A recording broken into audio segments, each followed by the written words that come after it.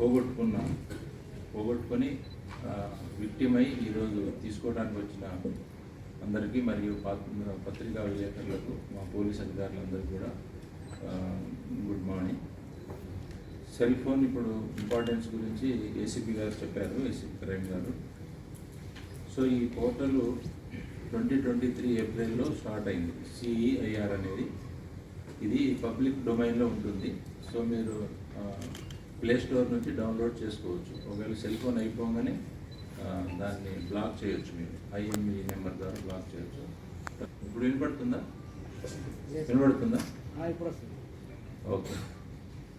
ఈ CIR portal 2023 ఏప్రిల్లో మనకు వచ్చింది.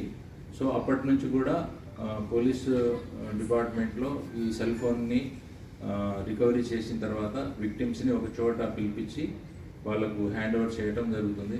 సో మన తెలంగాణ పోలీస్ అంటే డీజీ గారు, తర్వాత ఆల్ డిస్ట్రిక్ట్ యూనిట్ ఆఫీసర్సు, అదేవిధంగా మన సిపి సైబరాబాద్ సారు, వీళ్ళందరూ ఏంటంటే పెద్ద ఎత్తున ప్రజలకు మనం ఉన్నాము. సో వాళ్ళ బాధలను మేము షేర్ చేసుకుంటున్నాము, వాళ్ళ విలువైన ప్రాపర్టీని ఇస్తున్నాము.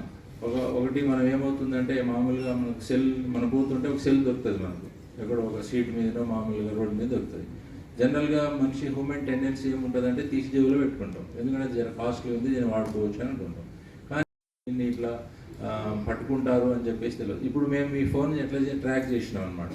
ట్రాక్ చేయడం వల్ల అతను ఏం చేశాడంటే మీ సిమ్ తీసేసి ఈ సెల్ ఫోన్లో వేరే సిమ్ పెట్టి యూజ్ చేసుకుంటున్నాడు. సో యూజ్ చేసుకున్నప్పుడు మనకు ఆ సెల్ ఫోన్ మన ఏదైతే పోగొట్టుకున్నా IME నెంబర్లో ఫలానా సెల్ వాడుతుందని చెప్పేసి అన్నప్పుడు మనం అతనికి ఫోన్ చేస్తాం. సో మీరే ఉన్నారనుకోండి, ఆ ఫోన్ మీరే తీసుకున్నారు, పోలీసులకు మీకు ఫోన్ వస్తుంది. ఫోన్ రాగానే మీరు జనరల్గా భయపడతారు, సార్ ఏమో సార్ ఇది కాదు సార్, నాది కాదు సార్ అని అంటాడు. అన్నప్పుడు ఆయనకు ఆటోమేటిక్గా సైకాలజీ తెలిసిపోతుంది, అబ్బా ఇదేదో ఉందిరా పోయి ఇదేదో దొరికిపోయినట్టుంది అని అనుకుంటాడు. అప్పుడు మనం ఏంటంటే ఇన్సూరెన్స్ ఇస్తాం వాళ్ళకు, ఏమని, బాబు ఇది కేసు రిజిస్టర్ చేయట్లేదు, ఆ దొరికిన సొమ్మును మాకు ఇచ్చేస్తే చాలు అని చెప్పేసి అంటాం. సో ఈ విధంగా ఏమవుతుంది అంటే మనిషి నేను దొంగతనం చేసినా తెలిసిపోతుంది అనే ఉద్దేశంతో చాలా వరకు మనకు రికవరీ కాలేకపోతున్నాయి. సో వాళ్ళు ఏం చేస్తారు, కొంతమంది షాపులో అమ్మేస్తారు, ఇది నా పర్సనల్ నెంబర్ అని చెప్పి అమ్మేస్తారు, పర్సనల్ నాకు డబ్బులు ఉన్నాయని చాలా చీప్గా అమ్మేస్తారు. తర్వాత మేము ట్రాక్ చేసినప్పుడు అది ఆ షాప్ దగ్గర దొరుకుతుంది.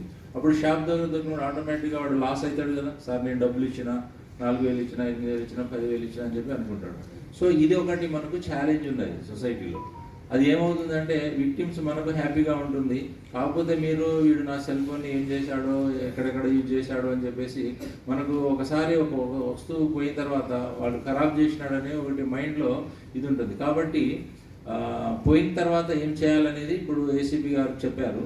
తర్వాత దొరికిన తర్వాత ఎట్లా ఉంటుందనేది అది కూడా మీరు చెప్పాలి. సో మీడియా మిత్రులు కూడా చెప్పేది ఏంటంటే ఇప్పుడు పోయిన తర్వాత ఇవ్వచ్చు ఆయన, ఎందుకంటే అతని వస్తువు కూడా పోయినప్పుడు అతనికి కూడా ఫీలింగ్ ఉంటుంది కదా, ఆధార్ కార్డు పెట్టుకుంటాము, డ్రైవింగ్ లైసెన్స్ అన్నీ కూడా దాంట్లో నిక్షిప్తమై ఉంటుంది. సో ఈ రోజుల్లో ఏమవుతుందంటే ఇది ఇప్పుడు మనకు బంగారం ధర కూడా విపరీతంగా పెరిగింది. సో మనకు స్నాచింగ్ కూడా ₹1,00,000 దాకా అయింది తులం. కాబట్టి మనం ఆ వస్తువుని ఎట్లా చేయాలి అనేది మనం కొద్దిగా ఆలోచన చేసుకుంటే బాగుంటుందని చెప్పేసి మా పోలీస్ తరఫున మేము అభిప్రాయపడుతున్నాం. సో ఈ రోజుల్లో బంగారం ఎట్లా అవుతుందో ఈ మొబైల్ దొంగతనాలు కూడా అట్లానే అవుతుంది. కాబట్టి మీరు చాలా జాగ్రత్తగా ఉండాలని మా యొక్క మనవి. ఈ దొంగతనాలను తగ్గించడానికి మనం ఏం చేస్తున్నామంటే ఏదైతే ప్రాపర్టీ ఈ వస్తువు పోయిందో దీన్ని ట్రాక్ చేసి CIR పోర్టల్ ద్వారా ఇట్లా మిమ్మల్ని ఒక చోట పిలిపించి అసెంబ్లీ చేసి ఇది హ్యాండ్ ఓవర్ చేస్తున్నాం.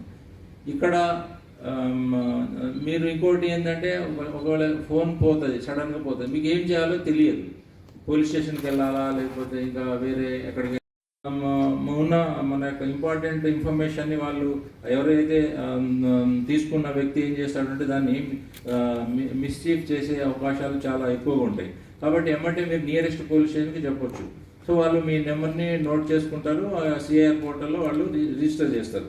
ఈ CIR పోర్టల్ ఏం చెప్తుందంటే మనకు ఈ సెంట్రల్ ఎక్విప్మెంట్ ఐడెంటిటీ రిజిస్టర్ అని ఉంటుంది. ఇది సెంట్రల్ గవర్నమెంట్ పోర్టల్ ఇది. సో ఇది మన స్టేట్ గవర్నమెంట్, సెంట్రల్ గవర్నమెంట్కు మనం ఎక్కడి నుంచి అయినా దీంట్లో యాక్సెస్ అవ్వచ్చు.